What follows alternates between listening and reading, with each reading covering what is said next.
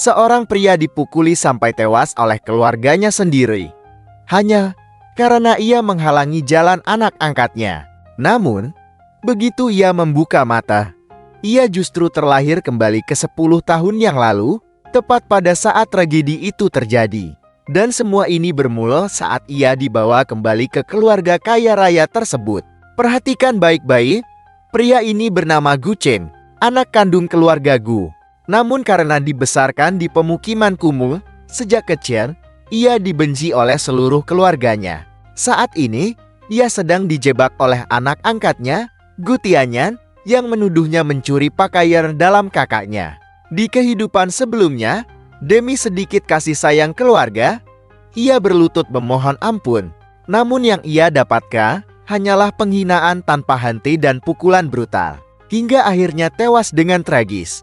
Namun kali ini, Gu Chen yang telah terlahir kembali menatap sekelompok orang yang disebut keluarganya itu, dan sudut bibirnya mengembang menjadi senyuman dingin. Menghadapi cambuk dan teriakan marah ayahnya, Gu Chen tidak lagi berlutut.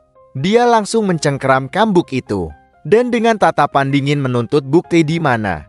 Seluruh keluarga terdiam kaget, tak percaya bahwa orang yang selama ini penakut dan tak berguna ini berani melawan. Anak angkat, Gu Tianyan, segera memulai akting Grand Tia andalannya, berpura-pura memohon belas kasihan untuk Gu Chen. Namun setiap kata yang diucapkannya justru memperparah situasi, membuat orang tua dan kakak perempuannya yang memihak semakin membenci Gu Chen. Ayahnya marah tak terkendali, memerintahkannya untuk berlutut atau keluar dari keluarga Gu. Tak disangka, kalimat itulah yang ditunggu-tunggu oleh Gu Chen.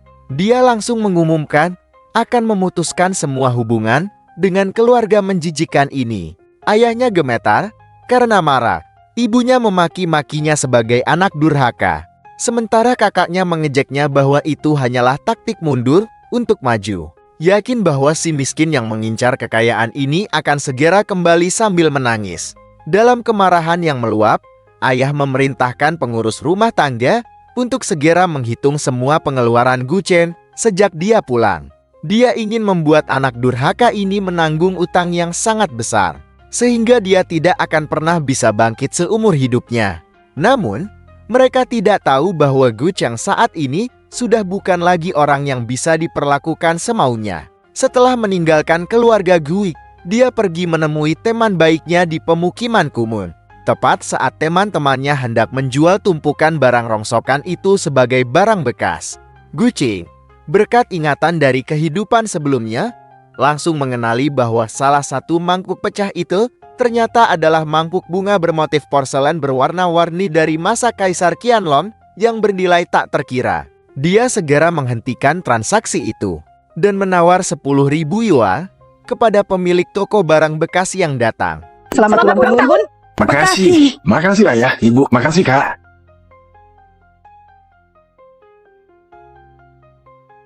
Hei Tommy, selamat ulang tahun. Aku nggak pernah lihat kau kasih Tommy hadiah ulang tahun. Kami kasih kau begitu banyak uang, entah kemana perginya uang itu. Ibu, sudahlah. Kak Charles, ini ulang tahunku. Hadiah bersulang. Iya, baiklah.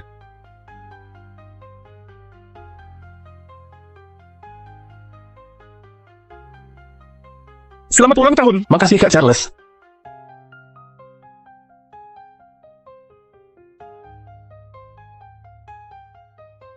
Tommy, Tommy, kau kenapa? Alkoholnya. Kenapa alkoholnya? Jangan-jangan alkoholnya beracun? Oh Charles, beraninya kau meracuni Tommy? Enggak, aku enggak berbuat apa-apa.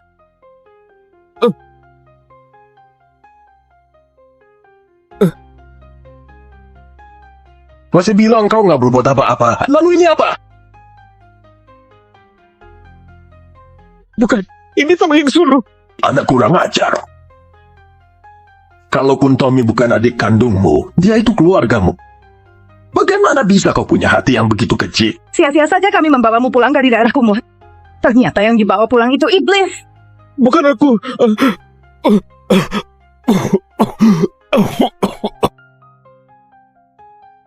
Kau masih saja bersandiwara. Tongkat hukuman.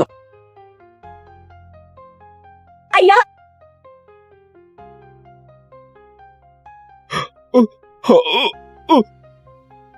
Pura-pura saja terus. Sandiwara terus. Sandiwara terus. Sandiwara terus. Ayah, nggak usah pedulikan dia. Cepat bawa Tommy ke rumah sakit. Iya, Cepat pergi. pelan-pelan.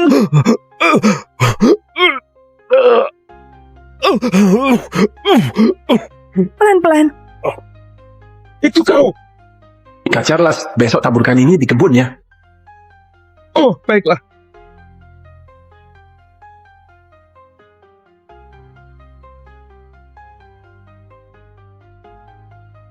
Kau yang taruh racunnya.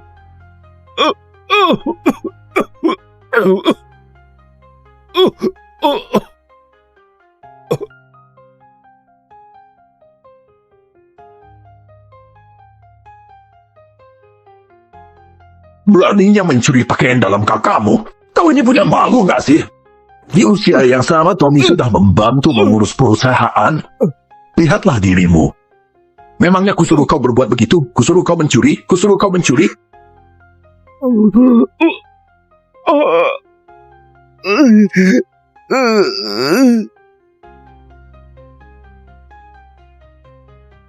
Bukannya aku sudah mati. Ayah, jangan marahi Kak Charles lagi. Dia tumbuh besar di daerah Komo. Pasti tertular kebiasaan buruk. Dia belum lama kembali ke sini. Pelan-pelan juga akan membaik. membaik. Negara bisa diubah, sifat lebih sulit. Sebelumnya kau mencuri perhiasan, kami anggap nggak terjadi apa-apa. Sekarang kau... Beraninya kau mencuri pakaian dalam kakakmu. Orang yang berasal dari daerah kumuh sungguh menjijikan. Charles, Jack dijemput pulang. Kami nggak pernah berbuat buruk sama kau. Kenapa kau malah begini? Ini kejadian 10 tahun lalu. Ternyata aku masih dikasih satu kesempatan lagi.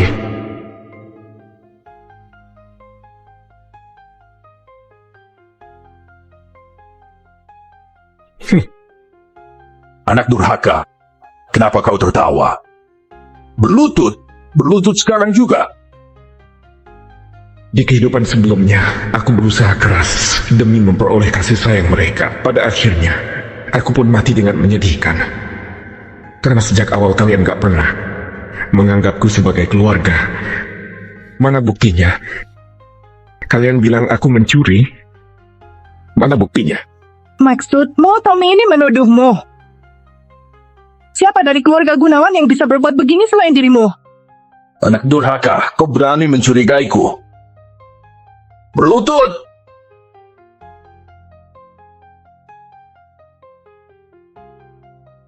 Aku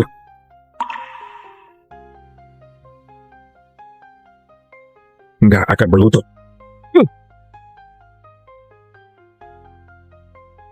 Aku nggak akan berlutut. Dasar anak durhaka, berani kau menghadangku. Kau ini mau melawan ya? Enak saja si Tommy bisa seenaknya menuduhku. Ternyata kalian sebegitu memanjakannya ya.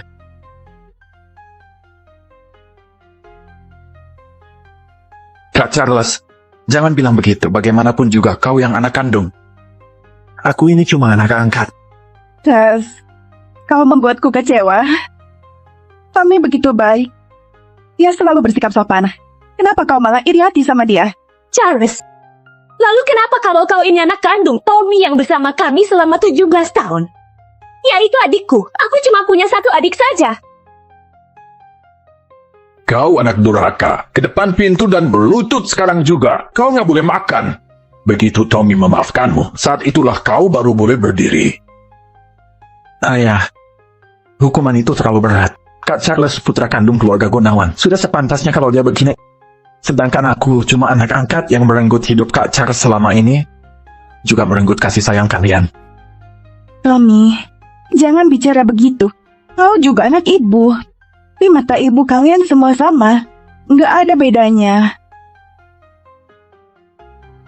Anak durhaka, kau baru akan puas setelah merusak keluarga kami ya?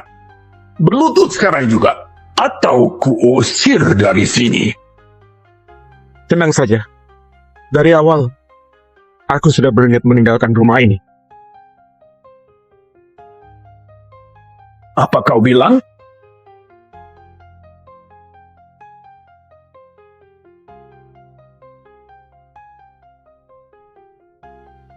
Aku bilang, aku mau putus hubungan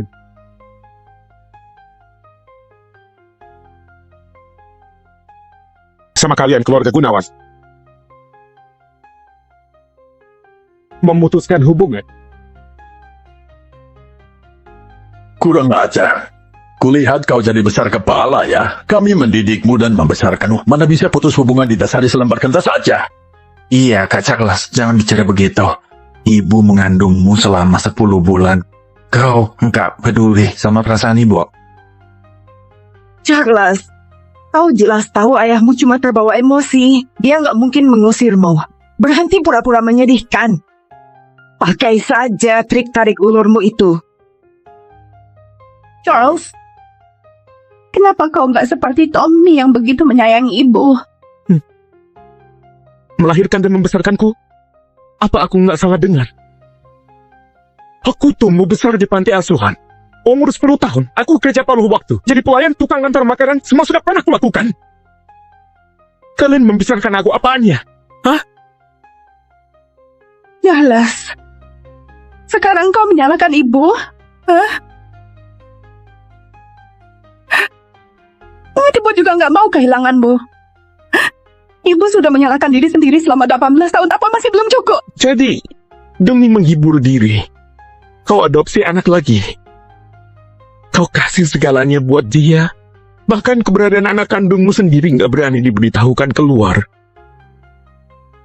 Kau sungguh luar biasa. Ya? Apapun perkataanmu, intinya kau cemburu sama Tommy, kan? Kau kira dengan begini bisa membuat kami merasa terancam? Aku nggak percaya. Orang miskin yang serakah sepertimu rela meninggalkan keluarga Gunawan.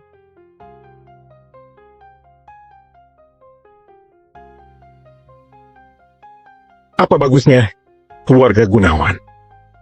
Sampai bisa buat orang peduli. Kau! Pak Hendra, besok akan kukirim perjanjian ini setelah kurapikan. Kau panggil aku apa? Anak kurang ajar. Aku ini ayahmu. Sepertinya kau sudah siap hidup menderita ya?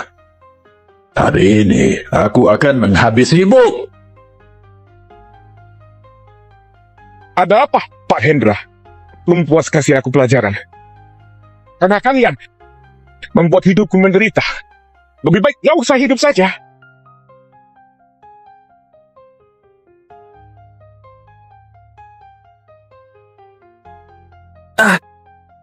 Tommy, kau baik-baik saja? Ibu, aku nggak apa-apa. Jangan salahkan Kak Charles. Selama dia bisa meluapkan emosinya, aku nggak apa-apa menderita sedikit.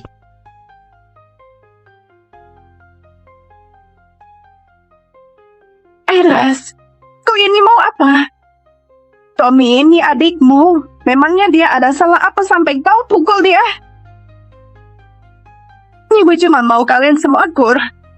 Kenapa kau malah bertengkar sama adikmu sendiri? Kau baru puas kalau sudah memecah keluarga ini? Charles, sejak kapan kau berubah jadi seperti ini? Kau benar-benar membuatku kecewa. Memangnya aku berubah jadi seperti apa? Tidak seperti sebelumnya, yang biasanya kalian siksa kapan saja. Kalian merasa janggal ya? Cuma begini saja, kau sudah nggak tahan. Lalu aku, lantas bagaimana sama pukulan-pukulan ini?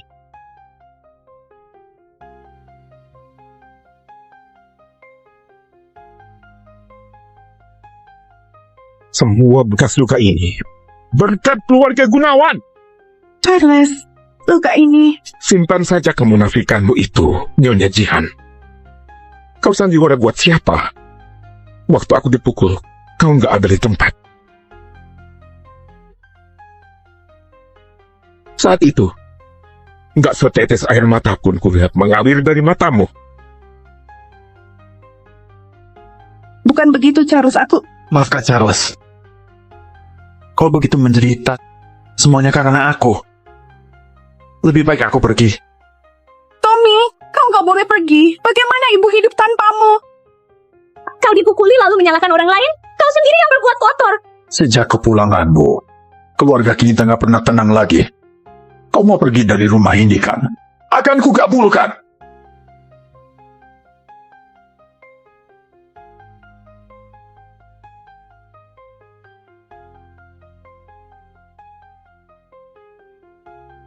Pergi! Pergi sekarang juga dari rumah ini.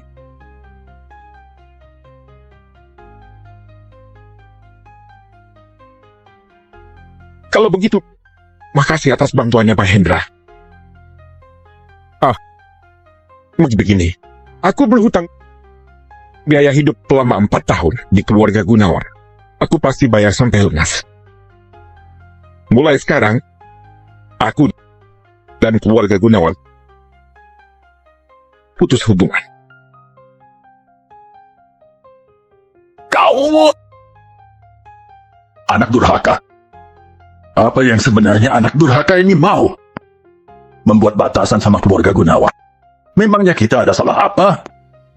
Kurasa dia cuma cemburu sama Tommy saja. Tunggu saja, begitu dia menderita di luar sana, dia pasti akan menangis dan memohon minta pulang. Pulang. Begitu dia pulang, akan kupatahkan kakinya. Selama ini, Charles selalu terlihat penurut.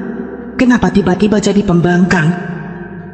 Ayah, jangan salahkan Kak Charles lagi. Aku yang salah. Nggak seharusnya aku bilang yang sebenarnya. Akibatnya Kak Charles dihukum. Kalau nggak, Kak Charles nggak... Tommy, kau nggak salah. Kau cuma bilang yang sebenarnya saja. Kakakmu itu... Dia yang mau buat batasan sama keluarga Gunawan, kan? Baiklah, akan kukabulkan. Pak Untung, Tuan Hendra, pergi hitung total pengeluaran si anak durhaka itu selama ada di sini. Aku mau tahu bagaimana cara dia membayarnya. baik.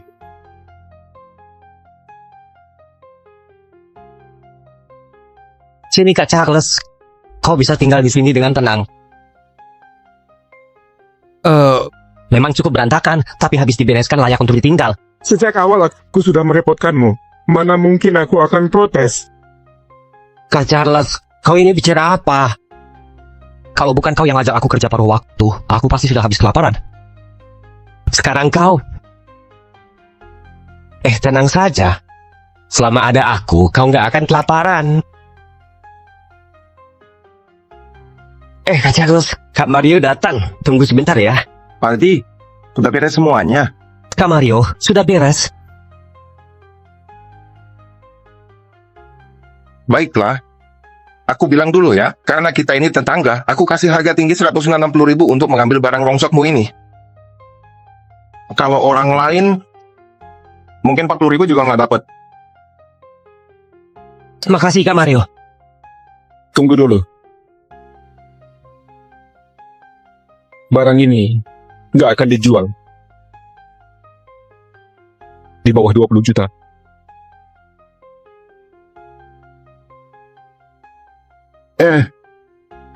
Apa yang kau bilang barusan? Aku bilang, barang ini nggak dijual kalau harganya di bawah 20 juta. Kau tahu nggak kau ini bicara apa? Itu bukan barang rongsokan ini, beraninya kau kasih harga 20 juta. Kau gila uangnya. Mardi, aku kasih harga tinggi karena ku anggap kau seperti adikku. Apa-apaan kau malah mempermainkanku? Bukan begitu Kak Mario. Dia ini temanku dari panti asuhan. Dia baru saja datang, jadi belum paham. Percayalah padaku. Iya.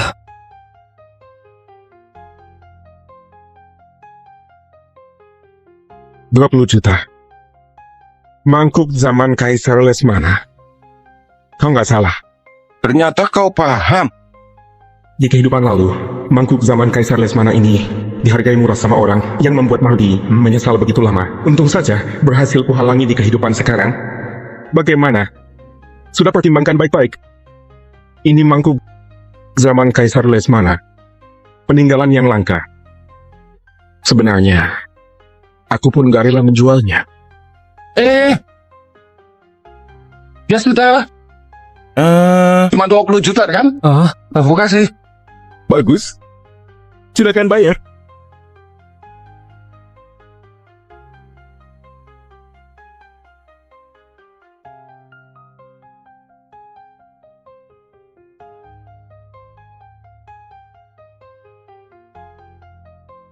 Ya ampun. Nggak kusangka cuma berniat belanja, malah bertemu ahlinya. Kak Mario, hati-hati di jalan. Nanti datang lagi ya.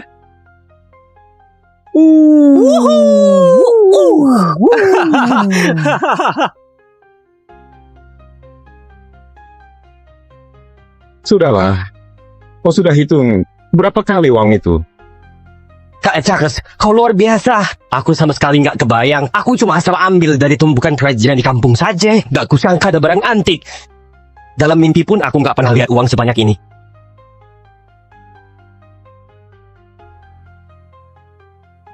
Ini, Kak Charles, ini, ambillah. Nggak bisa begitu. Aduh Kak Charles, simpan saja. Kalau bukan karena kau, barang itu sudah kujual sebagai sampah. Kalau mau memutuskan hubungan sepenuhnya sama keluarga Gunawan, bahkan buat mereka bayar ganti rugi, aku memang perlu uang. Baiklah, anggap saja aku pinjam uangmu. Nantinya akan kubayar beserta bunganya. Kak Charles, apa maksudmu? Harus perhitungan sekali sama aku. Aduh, simpan saja.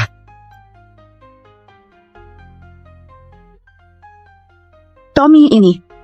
Darahmu banyak sekali yang keluar, kau harus makan ini untuk tambah tenaga. Charles juga keterlaluan. Bisa-bisanya dia menyerang begitu keji.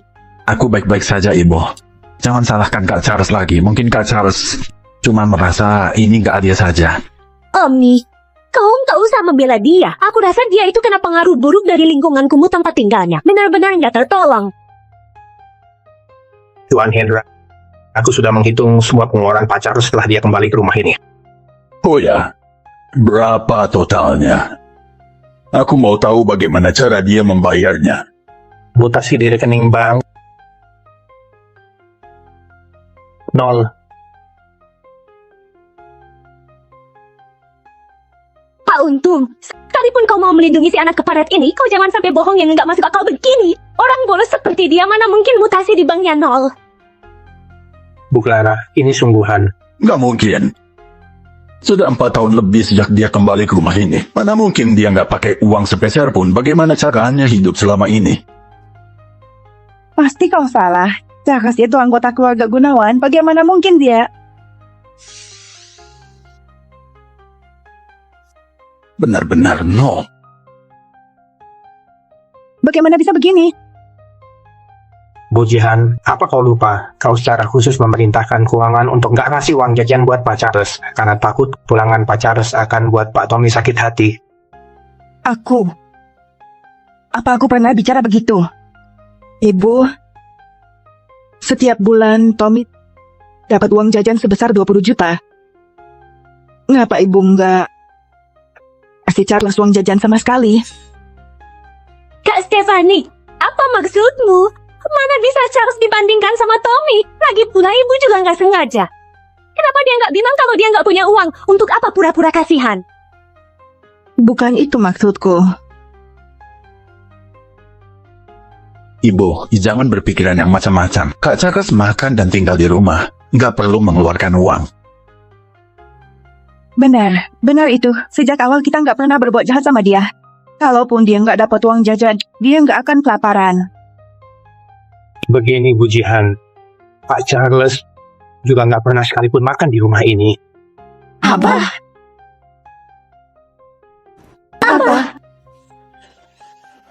Bopong kosong. Setiap hari dia di rumah saja. Mana mungkin nggak makan di rumah. Kursinya dia bukannya.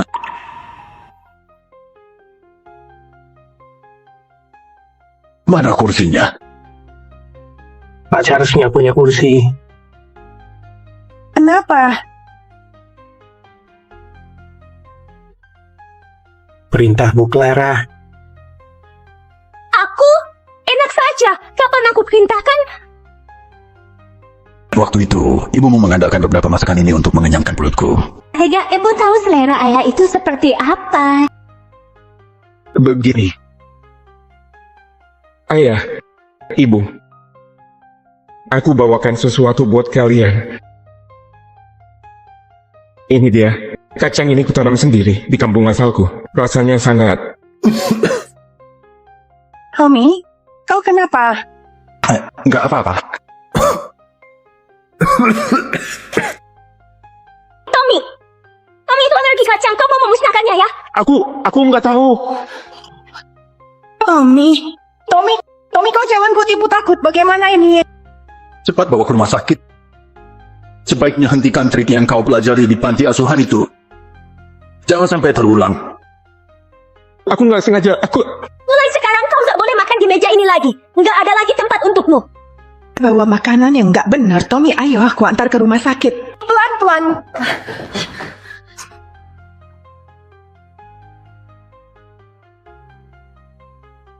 Aku benar-benar nggak tahu. Mana aku tahu dia sebodoh itu. Dibilang nggak boleh duduk.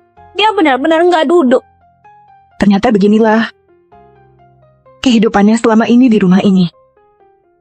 Kenapa bisa begini? Kalaupun dia nggak makan di rumah, dia bisa pergi makan. Dia mana ada uang buat beli makan? Bagaimana bisa begini? Bagaimana Charles melalui harinya selama ini? Ini Nyonya Jihan. Aku sudah bertanya. Ternyata selama ini Tuan Charles makan sama pelayan dan pengurus rumah tangga. Tapi apa?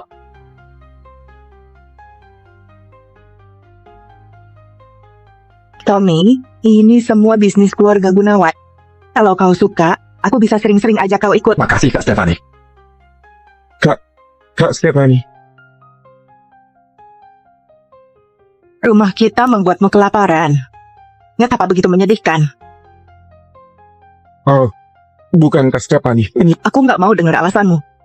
Pak Untung, Nona Stefani, mulai sekarang, dia nggak diperbolehkan ambil makanan apapun dari rumah ini. Meskipun keluarga Gunawan kaya raya, bukan berarti dia bisa boros seperti ini. ini baik.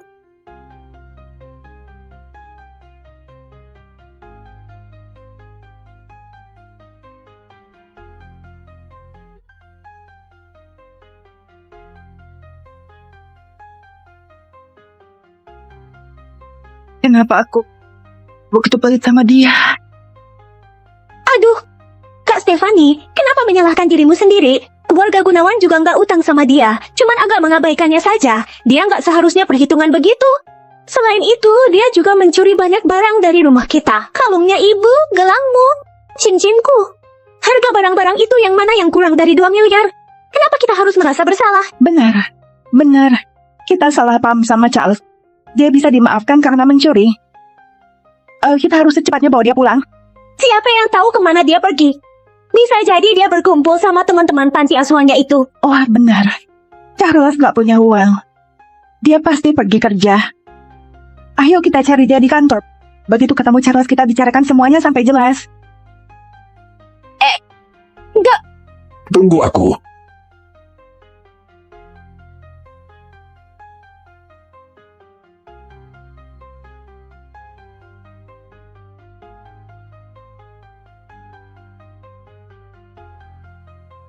Aku nggak peduli pakai cara apa. Segera pecat Charles.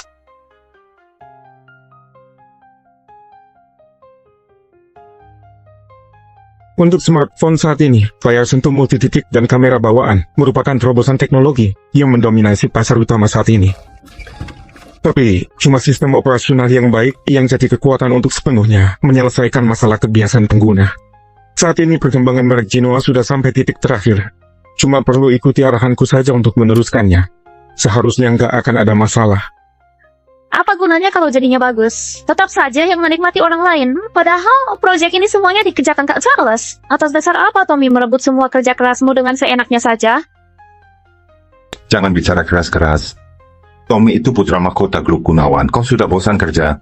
Terus lantas kenapa kalau putra mahkota? Cuma luarnya saja yang bagus. Terus Charles sudah mau pergi. Aku juga nggak mau kerja lagi. Jangan bicara begitu. Ini semua masalah pribadiku. Gak ada hubungannya sama kalian. Charles, kau benar-benar mau pergi. Proyek ini ada berkat kerja kerasmu. Sekarang, begitu tiba saatnya panen, kau malah pergi.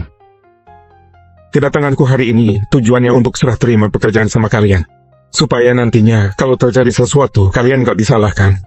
Bagaimana dengan teknologi inti Genoa? Itu semua kau dirikan satu persatu. Apa kau benar-benar rela? 10 tahun lagi, smartphone akan berkembang pesat. Merek seperti Apple, juga Huawei. Teknologi inovatif terus bermunculan. Kalau dibandingkan yang dibanggakan grup Gunawan sekarang ini, itu semua teknologi yang sudah ketinggalan zaman. Dengan adanya berita di kehidupan sebelumnya, melampaui grup Gunawan cuma masalah waktu.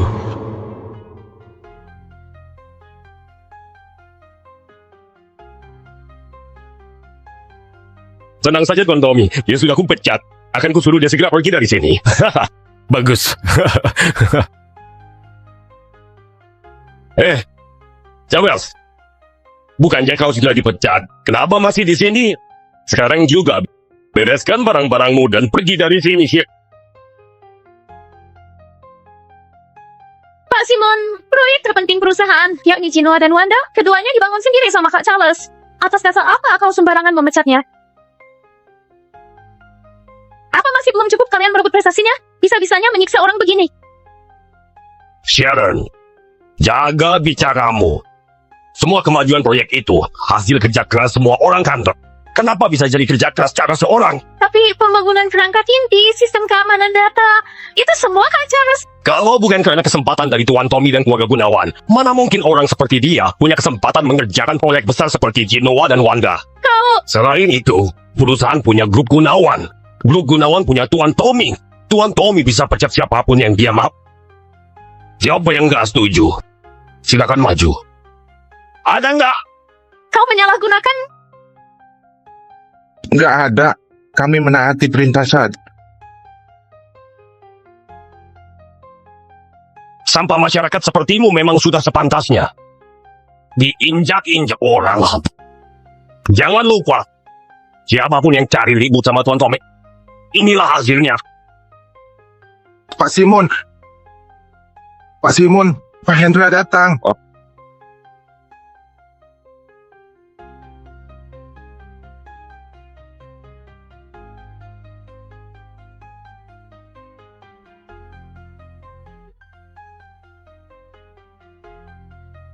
Selamat datang, Pak Hendra.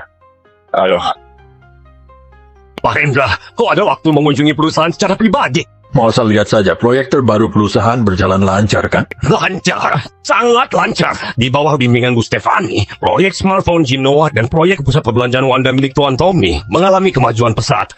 Sekarang sudah mencapai tahap terakhir. Bagus. Bawa aku lihat-lihat ke dalam. Aku sudah lama sekali nggak ke sini. Silahkan lewat sini. Charles, kau terima begitu saja? Apalagi yang bisa kulakukan? Dari sebelumnya, aku sudah berencana mengundurkan diri. Tapi... Sharon,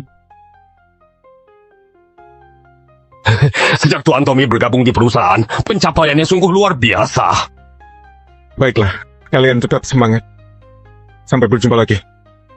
Bahkan semua karyawan yang lain bersatu dan bekerja sama.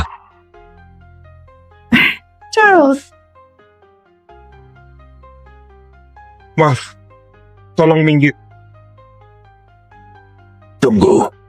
Charles, kenapa kau masih di sini? Bukannya sudah kubilang tadi sama kau sudah dipecat, masih nggak mau pergi juga. Kalau sampai kau menabrak Pak Hendra, apa kau bisa tanggung jawab? dipecat? Oh, pujian, dia ini rakus dan pemalas. Dia juga curang dan licik. Sikapnya berpengaruh buruk bagi perusahaan. Aku sudah memecatnya. Tunggu sebentar, akan kuusir dia. Longgu, siapa yang kasih kau hak untuk memecat dia? Pujian, Anda kenal dia? Dia ini. Kalau aku mengungkapkan identitas Charles, bagaimana dengan Tommy? Sejak kecil gengsinya tinggi. Bisa jadi dia nggak bisa dikritik orang. Dia ini putra pengurus rumahku, Pak Untung. Siapa bilang kau bisa pecat dia? Sudah kuduga akan begini. Charles, apa yang kau harapkan? Charles bagian dari keluarga Gunawan. Apa dia boleh menetap di sini? Anak Pak Untung. Benar, Simon. Di hari pertama aku kerja, aku sudah bilang kau harus memperlakukan Kak Charles dengan baik. Ternyata seperti ini sikapmu padanya. Hah? iya. Aduh, ingatanku ini. Sampai lupa sama pesan dari Tuan Tommy padaku. Aku pantas dipukul. Hal paling utama itu si Charles ini nggak punya prestasi apa-apa. Aku akan... Nggak masalah. Karena dia bagian dari keluarga Gunawan. Kau nggak perlu pergi. Charles tetaplah kerja di sini. Emang nggak berguna. Nggak punya kemampuan sama sekali. Kemanapun kau pergi harus mengandalkan keluarga Gunawan. Awara, jangan banyak mulut. Sudahlah. Charles, kami semua sudah tahu kebenaran tentang kejadian sebelumnya. Itu bukan salahmu seorang saja. Gini saja. Setelah pulang kantor, minta maaf baik-baik ke Tommy, ya. Biarkan yang berlalu dibiarkan berlalu saja. Pak Hendra, aku berbuat apa sampai harus minta maaf? Hah? Kau, Sudah kubilang, aku nggak ada hubungan apapun sama keluarga Gunawan. Hari ini aku datang. Berencana untuk mengundurkan diri. apa kau bilang? Apa kau bilang? Pikirkan baik-baik. Ini kesempatan terakhir buatmu. Mas, jangan keras kepala. Minta maaf saja setelah itu selesai. Belum selesai. Aku nggak akan melupakan semua perlakuan kalian ke aku seumur hidupku. Ibu, Charles, beraninya kau berteriak. Kau ini sampah yang cuma mengandalkan keluarga Gunawan saja. Kau nggak pantas berteriak seenaknya begitu. Charles, jangan terbawa emosi. Charles, kenapa kau jadi begini? Berubah jadi apa? Bukannya ini karena paksaan kalian? Oh bagaimana? Apa kalian sudah hitung berapa utangku ke keluarga kalian? Charles? Coba ku tebak. Pasti nol kan? Karena nggak satu pun dari kalian pernah memasukkan uang ke rekening itu.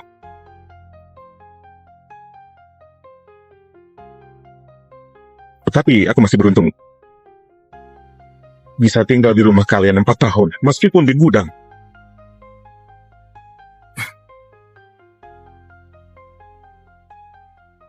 Setidaknya juga harus bayar uang sewa.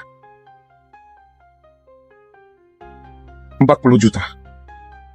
Cukup nggak? Kau? Mulai sekarang, jangan ganggu aku lagi.